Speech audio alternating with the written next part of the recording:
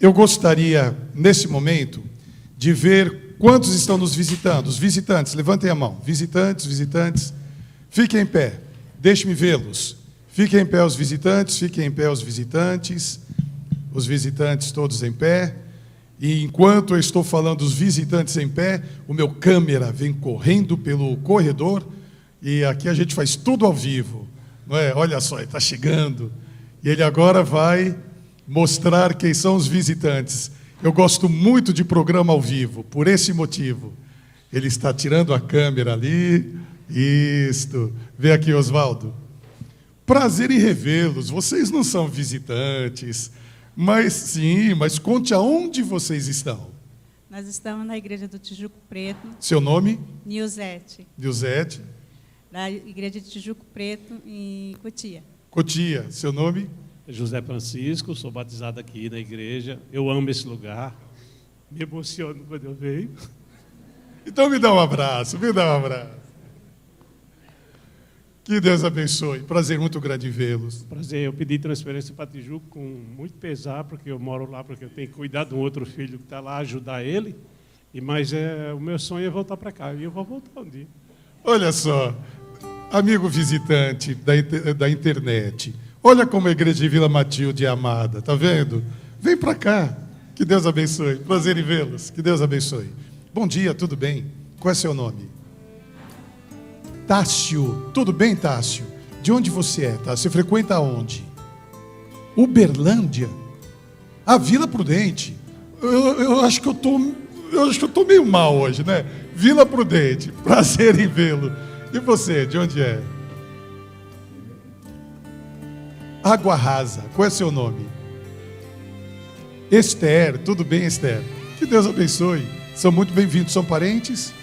Seu filho, só que ele frequenta a Vila Prudente e você, exatamente o que você falou, tá certo. Prazer em vê-la, que Deus abençoe. Bom dia, tudo bem? Prazer em vê-lo. Qual é seu nome? Luiz Paulo, você frequenta onde? Belenzinho. Rapaz, aqui é mais perto do que a sua casa, lá, vem para cá. Prazer em ver você, que Deus abençoe. Bom dia. Vocês parecem-me que são um casal. Casado pelo menos há uns 200 mil anos, não é? Fala a verdade, vocês são casados há quanto tempo? 34 anos, que Deus abençoe. É a sua mãe. De onde vocês são? Pouso Alegre. Todos batizados aqui. 1969, pelo pastor Evaldo Schlemper, que na minha infância foi pastor meu lá na Central Paulistana. Qual é o seu nome, irmã? Maria José Jorge. E foi batizado em São José. Então aqui são 3 gerações: pais, filha e neta. Olha que coisa mais linda. E a sua irmã, qual é o seu nome? Ione, a família toda aqui no banco. Então família que senta no mesmo banco unida, tanto bate até que fura. Que Deus abençoe. Prazer em vê-los aqui. Bom dia, tudo bem? Qual é seu nome? Tudo bem, Joana? Prazer em vê-la. Quem trouxe você, Joana? Quem te convidou? Aí, eles são o que de você? A sua filha e o seu genro. E o seu filho, qual é o nome do filhão? Eu conheço, ele estava na frente. Prazer em vê-la. Você frequenta onde? Guanazes, frequenta lá a igreja de Guanazes? Não, qual é a igreja? Não importa. Igreja Mundial, a paz do Senhor. Que Deus abençoe. Prazer muito grande em vê-la, a nossa irmã em Jesus. E nada como vir à igreja com o genro, não é? Não é nem com a filha. Que Deus abençoe. Eu batizei esse rapaz. Que Deus abençoe. Prazer em vê-los. Bom dia, meu amigo. Prazer em vê-lo. Qual é seu nome? Romildo. Tudo bem, Romildo? Tudo bem. De onde você é, Romildo? Jardim Brasília. Jardim Brasília, Itaquera. Que Deus abençoe. Prazer muito grande em vê-lo. Que Deus abençoe, viu? E aqui ao lado, bom dia. Tudo bem? Qual é seu nome? Tudo bem, Elda? De onde você é? Do Belém, aqui a igreja do Belém. Então, olha só, que Deus abençoe. Prazer em vê-los aqui, venham mais, tá bom? Que Deus abençoe. Tem visita por aí? Tem visita? Não, são minhas ovelhinhas de... Olha só, mostra essas duas garotas lindas aqui atrás. Olha, tudo que... São as minhas ovelhinhas lá de Jardim Guilhermina, Vila Guilhermina. Olha só, que Deus abençoe, prazer ver vocês, tá bom? Jesus abençoe. E você, amigo internauta, que está conosco aqui em Vila Matilde, você está vendo que o meu cinegrafista está indo de ré, preocupado em tropeçar. Se alguém pudesse orientá-lo aqui atrás, ir acompanhando ele, vai indo aqui pela minha mão que você não vai cair. Que Deus abençoe você, amigo internauta. Que Deus esteja em sua vida. Eu quero apresentar para você agora e para a igreja o pastor convidado, pastor Ivonei. O pastor Ivonei tem 29 anos de ministério. Vem cá, pastor Ivonei. Aqui é uma festa. Aqui está o pastor Ivonei. Muito obrigado, pastor Ivonei, por ter vindo. Ele esteve no Mato Grosso, na Paulista Sul, agora está conosco aqui na Paulista Leste, no distrito de Água Rasa. Então ele vai estar hoje, amanhã à noite, ele tem um outro compromisso, então eu vou pedir a Deus que me dê a bênção de poder assumir o lugar dele, falando sobre o assunto de mordomia. Aí ele volta quarta, quinta, sexta e sábado. Tá bom? Meu amigo, que Deus abençoe. Prazer muito grande vê-lo. Dá uma olhadinha lá na tela, como você é bonito, rapaz. Olha lá, naquela tela do fundo ali, ó. Lá, que Deus abençoe. Prazer em vê-lo. E antes do pastor Ivonei falar, nós vamos ouvir uma mensagem musical. Nós vamos ouvir agora uma mensagem pela Jailma de Ferraz de Vasconcelos. Jailma. Onde será Jailma? Vem cá, Jailma, que Deus abençoe. Prazer em vê-la. Irmãos queridos, eu estou indo agora para a Vila Inhocuné, onde eu tenho o culto lá, e eu estarei orando lá por vocês, e vocês aqui por nós lá. E aí, Jailma, que Deus abençoe, prazer em vê-la. Bom dia, bom sábado. Que o Senhor seja grandemente honrado e glorificado neste dia, pela sua e pela minha vida, porque dele, por ele e para ele são todas as coisas. Amém?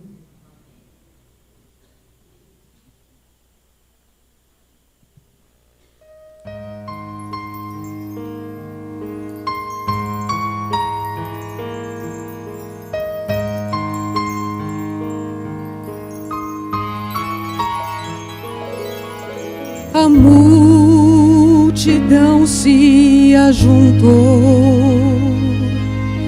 para ver aquele Galileu, homem simples e tão bom, carpinteiro foi, e muitos vieram o adorar. Tem nos seus olhos o poder de o coração poder ver. Ele é o Pai, conhece bem e fala-nos também da palavra que vem do Senhor. A poder em teu nome, Jesus. A esperança em teu nome, Jesus. Temos força em teu nome, Jesus. Bendito é o que vem em teu nome, Senhor.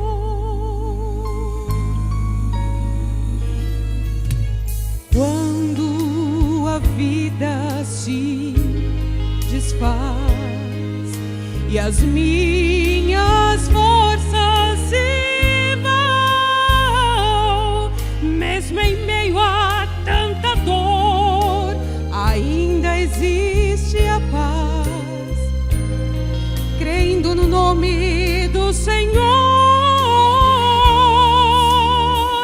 E ao buscar tua face, ó Pai, tua força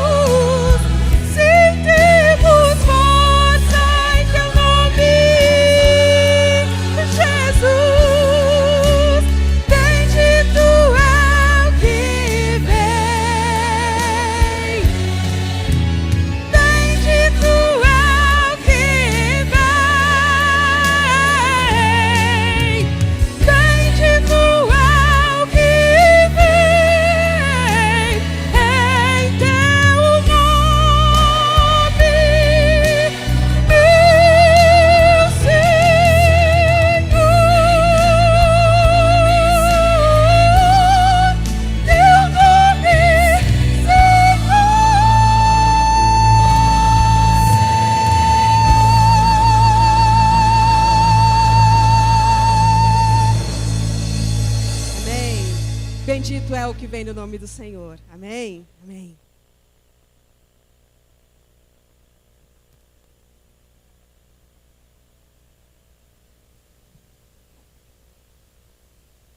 Eu quero cumprimentar a todos os amigos que estão aqui na igreja, também os internautas. Estou sobremaneira feliz por estar aqui, porque fui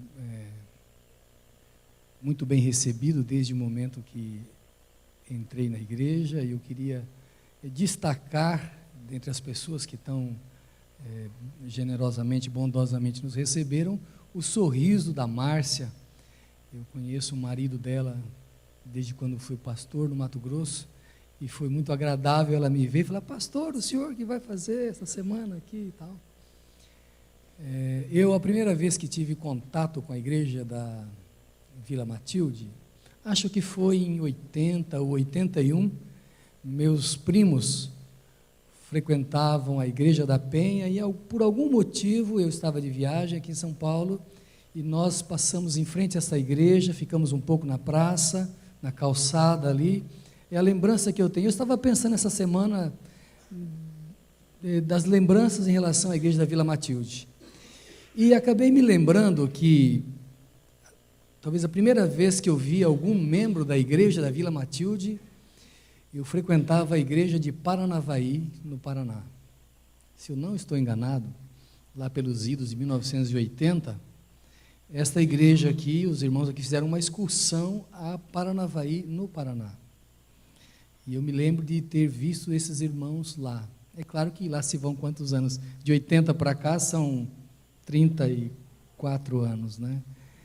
Eu diria até qual foi a empresa que levou alguns irmãos daqui da Vila Matilde lá para o Paraná.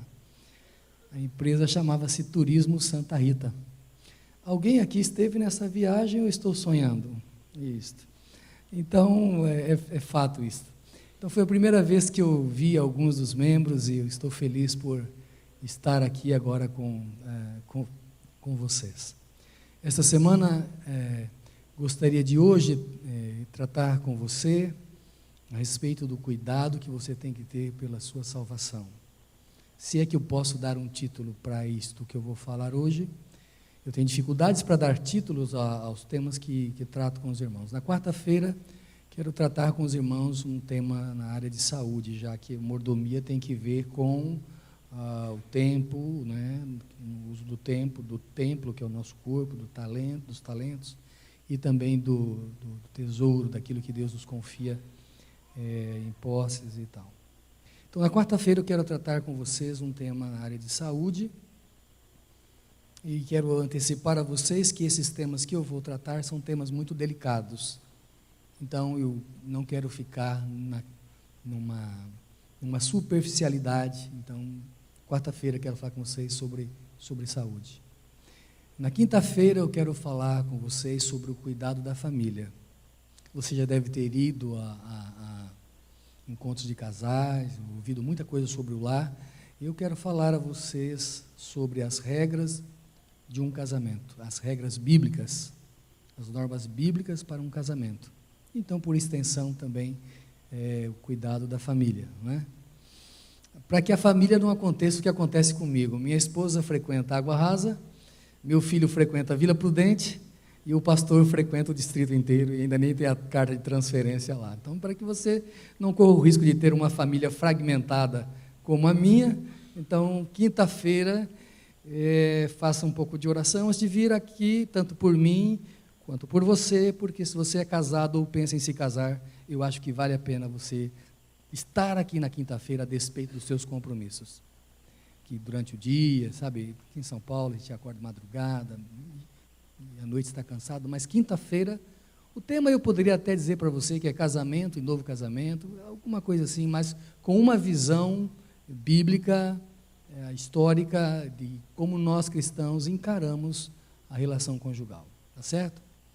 Na sexta-feira, quero tratar com você sobre o cuidado daquilo que é nosso, se alguma coisa de fato podemos dizer que é nosso. Então, aquilo que Deus nos confia, como nós devemos administrar. E no sábado, pela manhã, quero tratar com você sobre como nós devemos cuidar daquilo que é de Deus, aquilo que pertence a Ele, tá certo?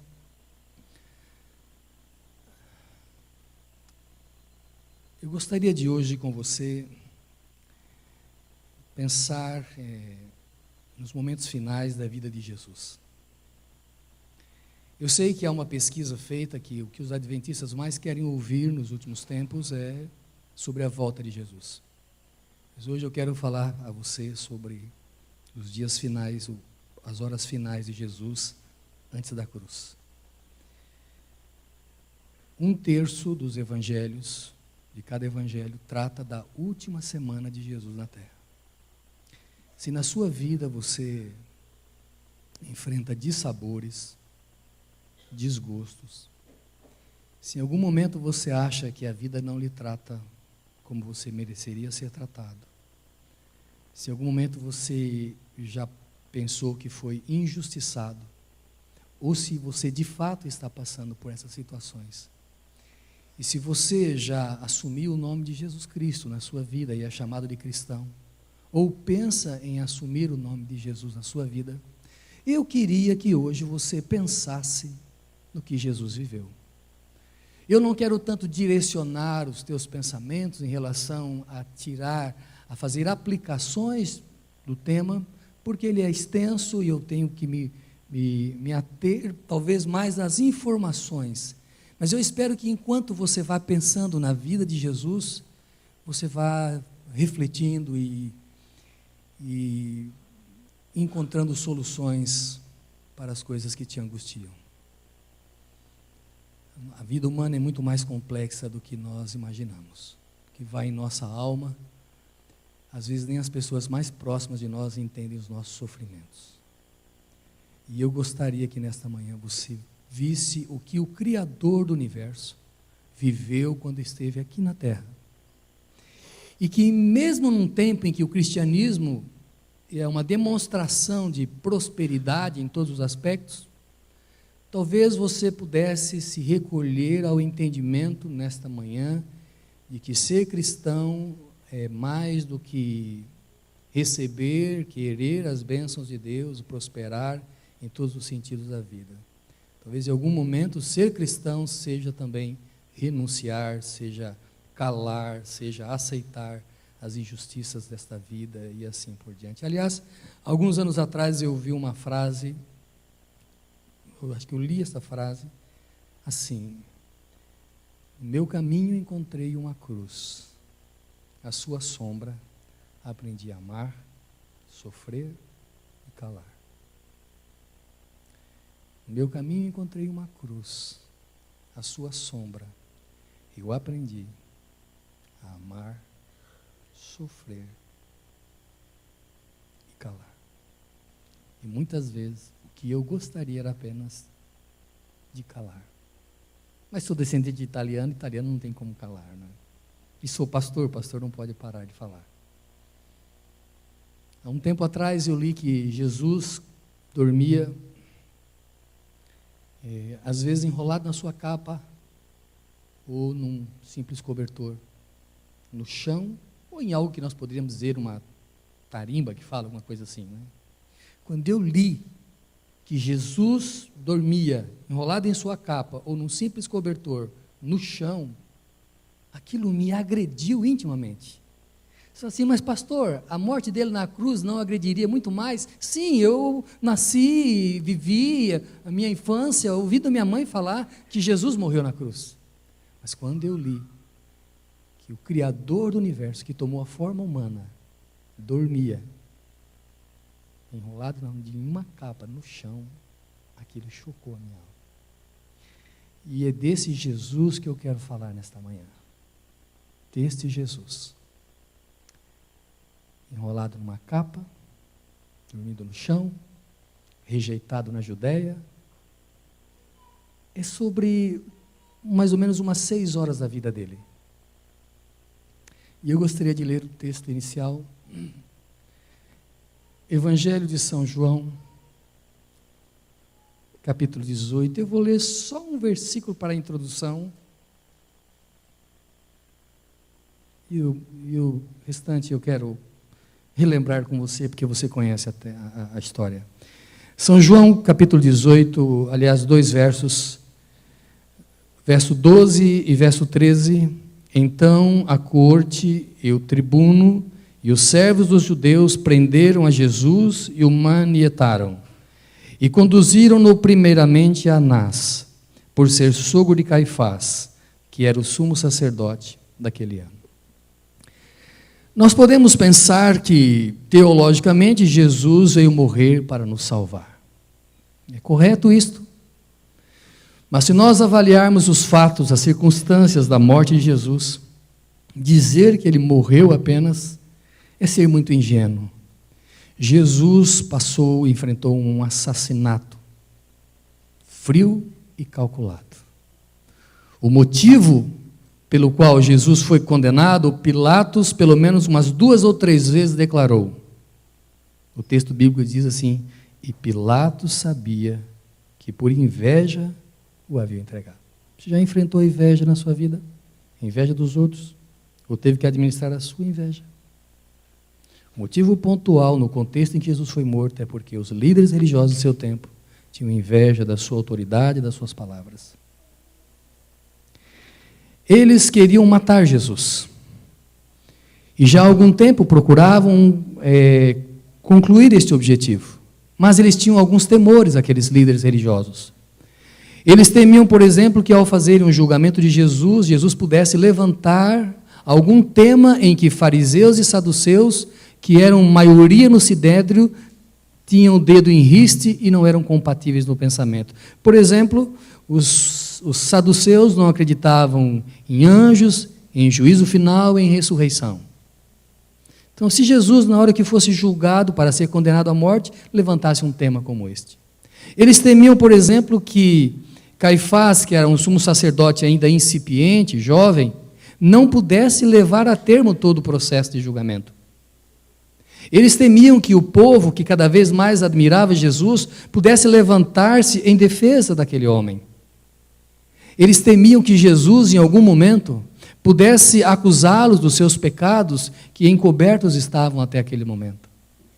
Eram muitos os temores deles. Aliás, eu digo para você, que quando alguém quer fazer algo errado, normalmente tem que recear que as coisas podem, enfim, não dar certo. É como um crime que parece quase perfeito, e sempre, de alguma forma, ele acaba sendo descoberto. Aqueles homens, então, decidiram levar Jesus para ser inicialmente avaliado por Anás, que era o sogro de Caifás. Anás havia sido sumo sacerdote na juventude de Jesus, na infância de Jesus. Vocês sabem que naquele tempo, no tempo de Jesus, o sacerdócio, ele não estava seguindo basicamente a linhagem de Arão, mas o sacerdócio era basicamente uma indicação política dos romanos. Então, a família de Anás, durante quase 50 anos, exerceu o sacerdócio. Então, nesta ocasião, era Caifás, mas eles temiam, então, que Caifás não pudesse levar a bom termo o julgamento de Jesus, então levaram Jesus para ser primeiro interrogado por Anás. Aliás, Jesus enfrentou 7 fases de julgamento. 4 fases diante dos judeus e 3 fases diante dos romanos. Os evangelhos falam do julgamento de Jesus diante de Anás, o sinédrio, no primeiro momento, e o sinédrio na segunda reunião. Ellen White fala que há uma segunda entrevista de Jesus depois da conversa com Anás. Pouco antes do sinédrio se reunir, Anás e Caifás novamente tentam induzir Jesus a admitir que era um homem que praticava insurreição e tal. 4 fases diante dos judeus, 3 fases diante dos romanos. Mas havia uma série de dificuldades aí. Por exemplo, os motivos pelos quais uma pessoa poderia ser condenada à pena capital pelos judeus não era o mesmo motivo pelo qual uma pessoa poderia ser condenada à pena capital pelos romanos. No tempo de Jesus, basicamente, uma pessoa era condenada à morte se ela blasfemasse o nome de Deus ou se ela profanasse o templo. Vocês sabem que os judeus eles eram submissos aos romanos naquele tempo. E eles não tinham autonomia para condenar e executar alguma sentença, especialmente capital. Então eles precisavam condenar Jesus diante dos judeus, no tribunal judeus, podemos dizer assim, no Sinédrio, precisavam condenar Jesus nos tribunais romanos. Só que as leis judias eram umas para a condenação capital, e as leis romanas, elas versavam sobre outros aspectos. Então eles tinham que condenar Jesus diante dos judeus, ou por blasfêmia, ou por profanar o templo. Já diante dos romanos, alguém seria condenado naquele tempo por dizer-se imperador no lugar de César, por badernar o Império Romano, ou por levar o povo a não pagar impostos. Vejam que os motivos não eram os mesmos. Aliás, a própria condenação era diferente, a execução da pena. Os judeus normalmente aplicavam a pena de forca ou apedrejamento. E os romanos aplicavam a pena de crucifixão. Então Jesus foi levado perante Anás, por volta de meia-noite, segundo alguns estudiosos. E começaram então a induzir Jesus a admitir que ele estava provocando alguma insurreição. E Jesus falou assim: mas olha, tudo o que eu ensinei foi sempre abertamente. Perguntem às pessoas que me ouviram. E quando Jesus estava sendo interrogado, Jesus podia ter dito assim: olha, vocês sim é que estão no lusco-fusco tramando a minha morte. Mas o que eu fiz, o que eu falei, o que eu ensinei, foi abertamente. E aí, como resposta, ele recebeu uma bofetada. Bem, Jesus dali foi levado então para a reunião do Sinédrio, que seria o Supremo Tribunal Federal lá dos judeus. Como dissemos, Ellen White comenta que houve ainda antes da reunião do Sinédrio mais uma entrevista de Jesus com Anás e Caifás. Mas o Sinédrio se reuniu para avaliar a conduta de Jesus, a pessoa de Jesus. Veja uma coisa, o Sinédrio se reuniu à noite. Era uma pena capital, não podia ser decretada à noite. O Sinédrio se reuniu praticamente 2 vezes em questão de 2 ou 3 horas. Naquele tempo, quando alguém fosse condenado à pena capital, deveria haver o primeiro julgamento e a ratificação desse julgamento 24 horas depois. Uma pessoa não podia ser condenada à pena capital em véspera de festa espiritual. O juiz não podia ser imparcial. Se testemunhas entrassem em contradição, elas deveriam ser descartadas. Ninguém poderia ser condenado pelo seu próprio testemunho. Os juízes não podiam ser escolhidos a dedo. Sabem que naquela reunião do Sinédrio, José de Arimateia e Nicodemos, que se simpatizavam por Jesus, não foram convidados a estar presentes. Injustiças e mais injustiças. Mentiras, sentimentos ruins, típico da natureza humana não renascida. Movidos pela inveja, pelo ódio, talvez pela ganância em algum momento. A realidade do ser humano. Eu estou me lembrando de algo que eu vi numa rede social, talvez não deveria falar para vocês, mas eu vi essa semana pessoas numa jaula e os animais em volta olhando. E alguém colocou um comentário, uma coisa infeliz até, né? Dizendo, olha, ali estão na jaula os que mais matam neste mundo, os que mais destroem o mundo. E os que estão de fora estão observando. Sabe, invertendo os papéis. Nós não nascemos bons, não nascemos justos, não nascemos corretos. Poderíamos tratar aqui com vocês sobre a justificação pela fé e falar de como nós nascemos com uma natureza pecaminosa. Na expressão do apóstolo Paulo, nascemos inimigos de Deus. Pecadores. A essência do pecado é o egoísmo. E muitas vezes quando a pessoa vê a sua posição ameaçada, a sua riqueza, a pessoa tende a reagir agredindo, ofendendo. As pessoas pensavam que Jesus vinha para tomar o lugar delas. Por isso a Bíblia diz, veio para o que era seus e os seus não reconheceram. Jesus não estava se rivalizando com nenhum sacerdote. Era incomparável, não dá para colocar aqui um parâmetro de comparação entre Jesus e aqueles homens. aqueles que deveriam recebê-lo com alegria. Por isso, quando Jesus estava diante de Pilatos, ele falou assim: olha, aquele que me enviou a você, maior pecado tem. Você é ignorante das leis, da mensagem do Evangelho, da salvação, do sistema de sacrifícios, das boas novas. Você é ignorante disso. Mas quem me mandou a você?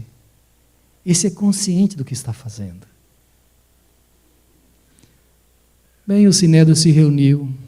Imagine você, o sumo sacerdote na sua cátedra, à direita e à esquerda, fariseus, saduceus e outros partidos, talvez mais políticos do que religiosos, representados ali, os soldados romanos para, de alguma maneira, proteger, alguns curiosos, vendo à distância, 2 discípulos pelo menos, João, Pedro, e o réu assentado ali, atirado ao chão, e o julgamento começa. Entram as testemunhas para falarem contra Jesus.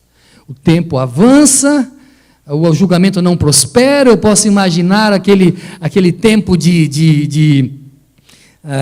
aquela tensão no ar, e vem 2 testemunhas e diz: olha, Jesus falou que ele vai derribar o templo, e em 3 dias ele reedifica, e colocaram palavras nos lábios de Jesus. Quando as pessoas não nos querem bem, elas torcem tudo o que nós falamos. Nossas melhores intenções são jogadas no lixo. É pintado da pior maneira tudo o que nós falamos. Até o cumprimento, o sorriso, o elogio, tudo é pintado de forma negativa. Aliás, há uma frase que diz assim: quando você estiver sozinho, cuide dos seus pensamentos; quando você estiver em casa, cuide do seu gênio; e quando você estiver em público, cuide com as suas palavras. Eu ouvi uma frase interessante que alguém disse para mim assim: quando a gente fala algo, a gente é refém do que falou. Então, as testemunhas vieram e torceram as palavras de Jesus, porque Jesus, na verdade, estava falando da sua ressurreição após 3 dias, mas aí relacionaram com o edifício que tinha sido, já há uns 40 anos, estava sendo remodelado. Depois de Jesus, ainda foi lá pelo ano 66, mais ou menos, que o templo foi finalmente concluído, para 4 anos depois, na década de 70, então, 4 anos depois, mais ou menos, dele ter sido concluído, ele foi derrubado pelos romanos, né? Então, em determinado momento, o sumo sacerdote Caifás, talvez desequilibrado, até possuído, se levanta e fala para Jesus: diga na verdade se você é o Messias, se você é enviado ou não, admita isto. Até então Jesus estava calado, mas nesse momento Jesus fala assim: olha, diante de uma conjuração, ele que havia ensinado, se alguém o negar diante dos homens, ele o negaria diante de Deus. Ele não podia negar a sua própria missão. Ele falou: você está falando e é assim mesmo. E em breve vocês verão o Filho do Homem assentado à direita do trono de Deus. Quando Jesus falou isto, então o sumo sacerdote e os demais falaram: blasfemou, para que precisamos de testemunhas mais contra esse homem? Ele mesmo está admitindo que é o Filho de Deus. Mas até para ser condenado por blasfêmia, Jesus deveria de alguma maneira pronunciar o tetragramaton, o IHVH, talvez na expressão Adonai, alguma coisa assim. Jesus não expressou as 4 consoantes da língua hebraica, do nome dado para Deus. E então o sacerdote rasgou as suas vestes, e no livro lá de Moisés, lá no Pentateuco, diz que em ocasião nenhuma o sacerdote deveria rasgar as suas vestes. Ele sim estava blasfemando o nome de Deus e profanando a sua função sagrada no exercício religioso, na sua liderança religiosa. Então Jesus, eles falam que então ele é réu de morte, condenação e tal. Muito bem, fizeram aquele primeiro julgamento, mas como precisava haver um segundo julgamento, eles reuniram novamente o Sinédrio. E então novamente foi feita a pergunta para Jesus. Ele disse: olha, se eu falar alguma coisa não vai mudar nada, se eu deixar de falar também não vai mudar.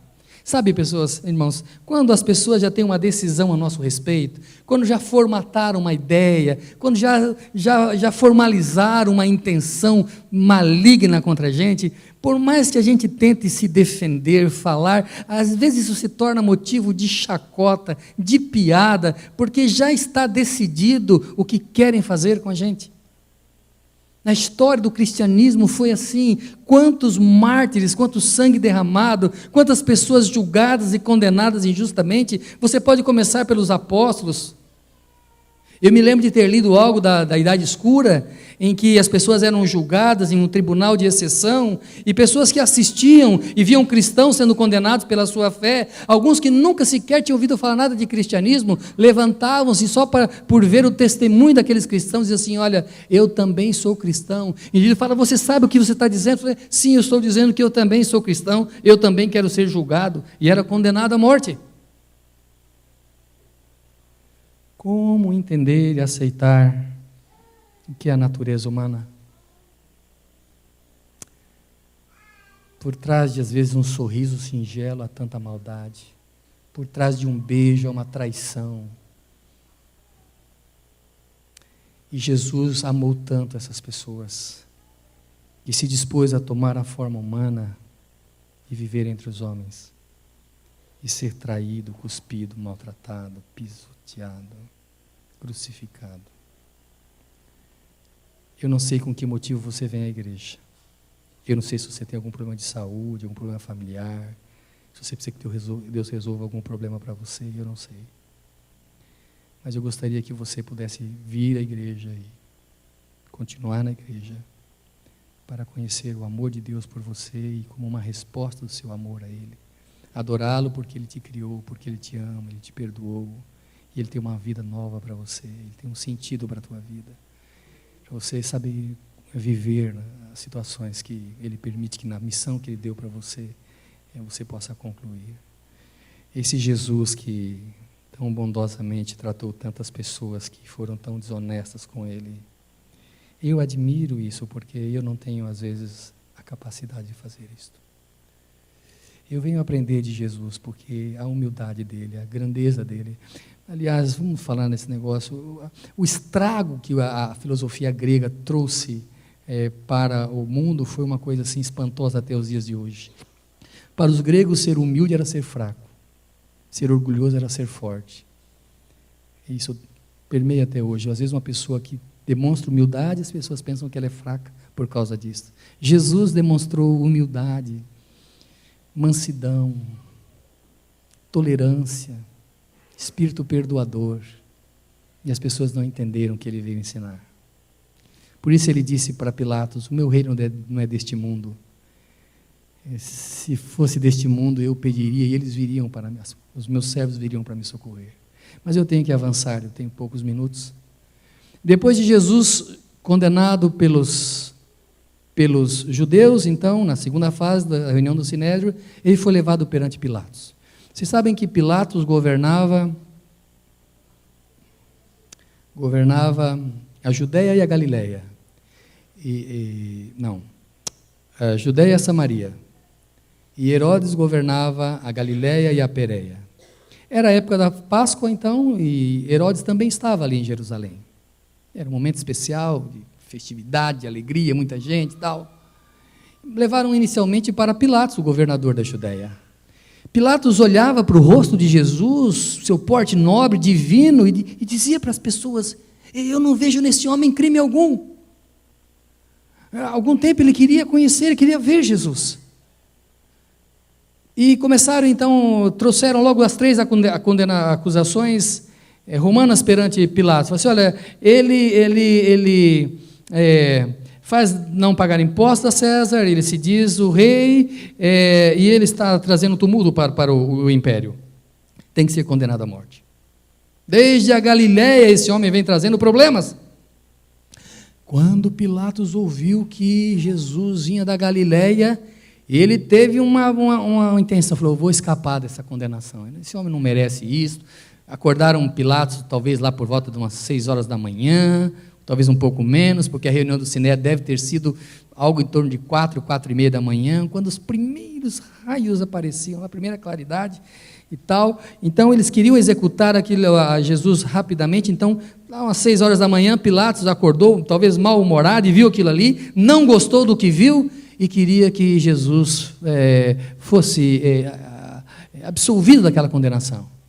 Então Pilatos faz uma manobra política, talvez, ou jurídica, não sei. E ele fala, ele é da Galileia? Sim, esse homem é da Galileia. Fala, aqui está Herodes está aqui em Jerusalém, leve para que Herodes julgue. E levaram então Jesus para a avaliação diante de Herodes.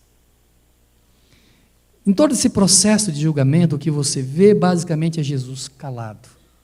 Ele só fala por conjuração ou em alguma situação que ele não tem como se calar. Ele prefere ficar calado e deixar que as pessoas executem sua vontade. Eu diria para você que talvez em algum momento da história da sua vida ou desta igreja, ao longo do que vai acontecer pela frente, talvez em algum momento a melhor coisa que a gente faça é ficar calado e seguir o nosso caminho, seguir o que é a verdade e deixar as consequências com Deus. Talvez em algum momento a gente procura tanto se defender disso, daquilo, da armação de um, da maldade do outro, talvez não compense, talvez seja melhor usar a sabedoria de Jesus e ficar calado e deixar que as pessoas façam o que elas querem. Porque há até uma frase, talvez um tanto vulgar, que diz assim, quem ri por último, ri melhor. Todas as coisas, pois é, até aquilo que a gente não gostaria, todas as coisas contribuem.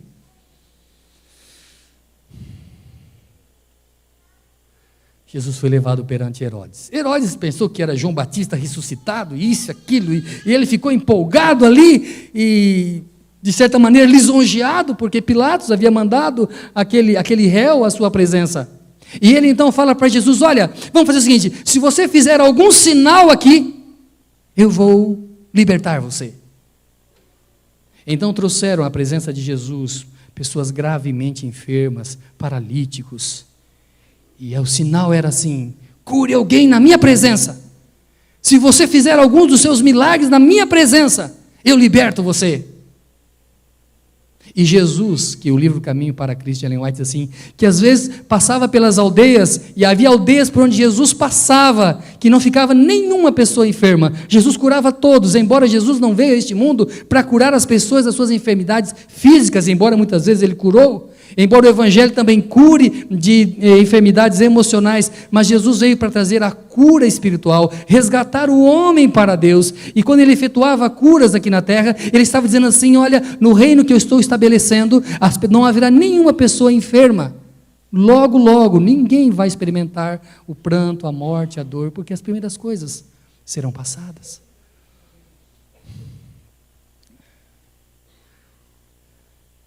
Eu tenho mais 3 minutos. E Jesus simplesmente não curou ninguém. A sua obra sempre foi em favor do ser humano.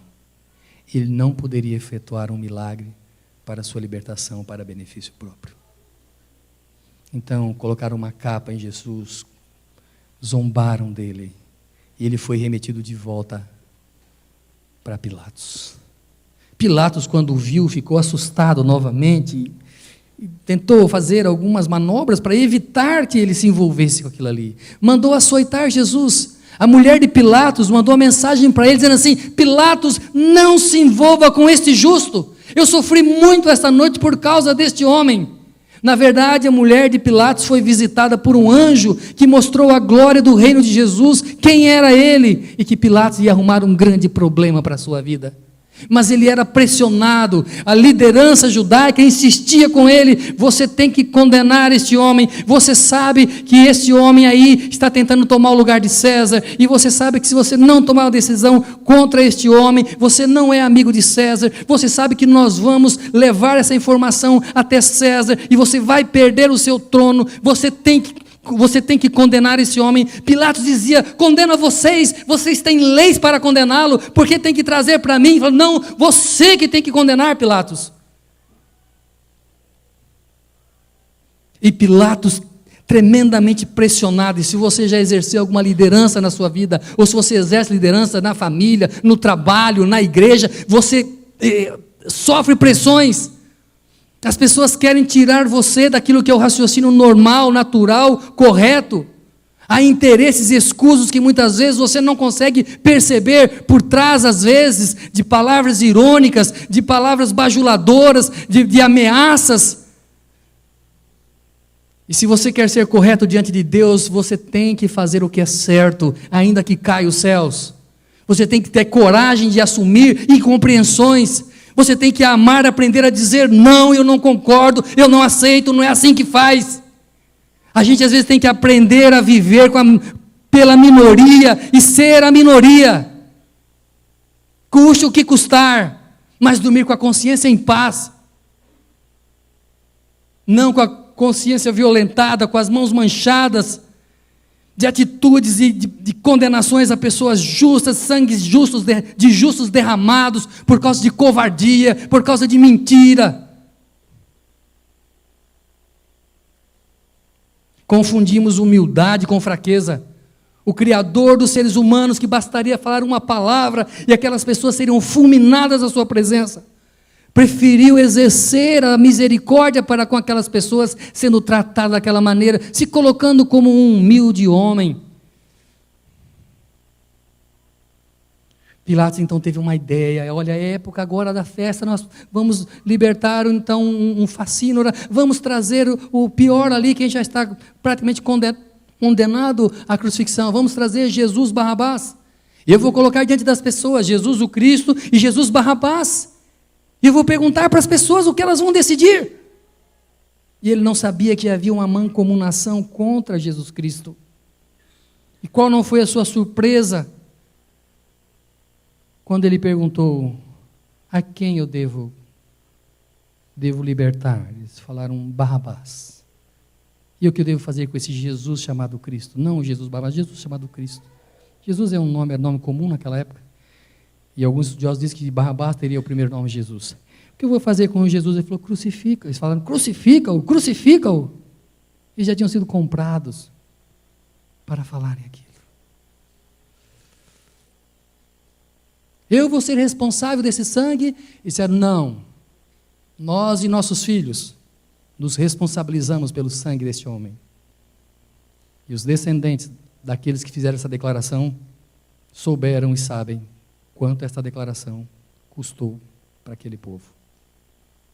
Ou talvez ele esteja custando.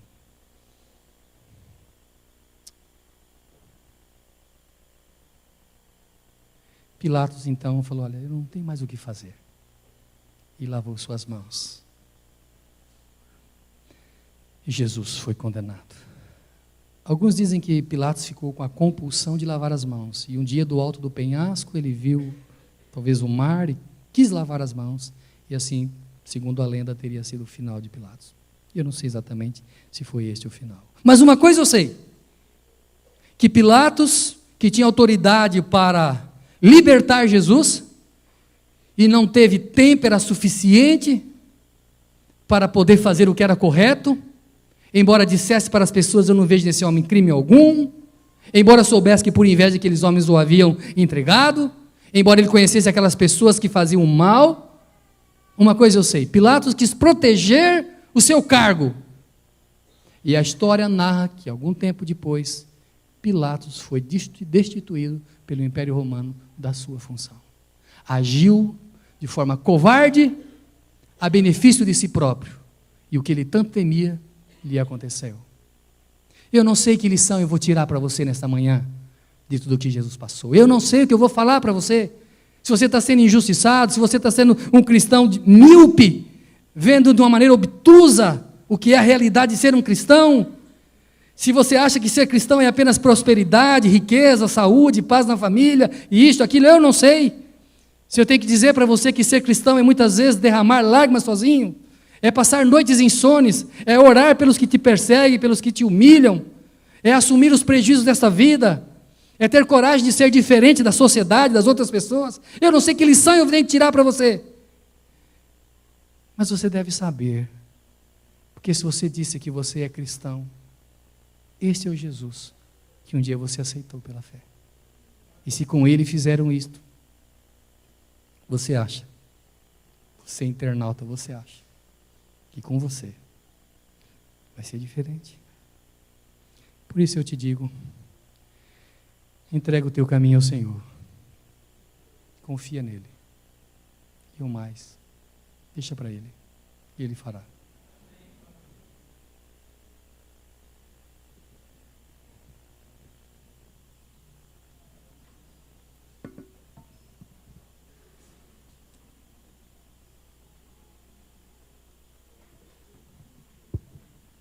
Bem junto a Cristo é o hino que nós iremos cantar para finalizarmos esse culto. 392 do nosso hinário. Ao sinal da equipe de louvor, coloquemo-nos em pé, por favor.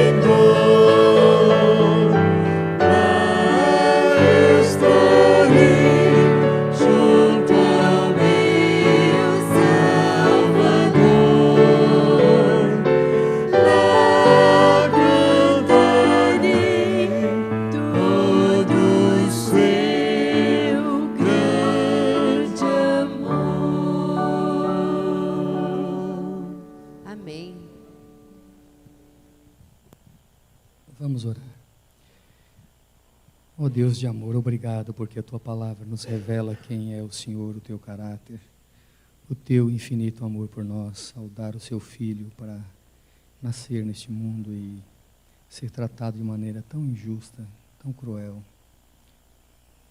Sabemos que foram nossos pecados que fizeram com que Jesus tomasse a decisão de vir aqui para morrer por nós. Não somos dignos de tão grande amor, tão grande misericórdia, tanta compaixão.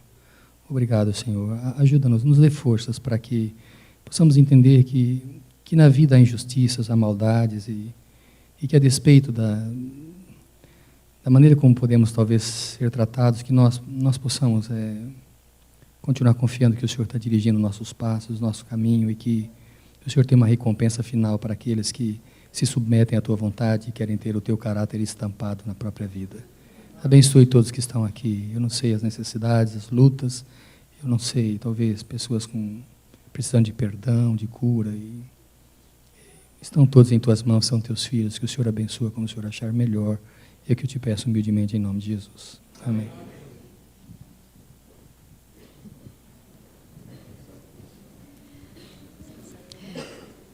Atenção, irmãos, eu gostaria de, antes de sairmos, passar um recadinho a todos vocês do Departamento de Música. Nós estaremos sempre finalizando o nosso culto com o hino final da nossa doxologia. Só que hoje nós temos um recado do Departamento de Música. O primeiro recado, vocês percebem que nós estamos com a nova doxologia e ainda estamos precisando de alguns acertos. Todas as sextas-feiras, os irmãos que tiverem o desejo de cantar conosco aqui, louvar o nosso Deus na doxologia,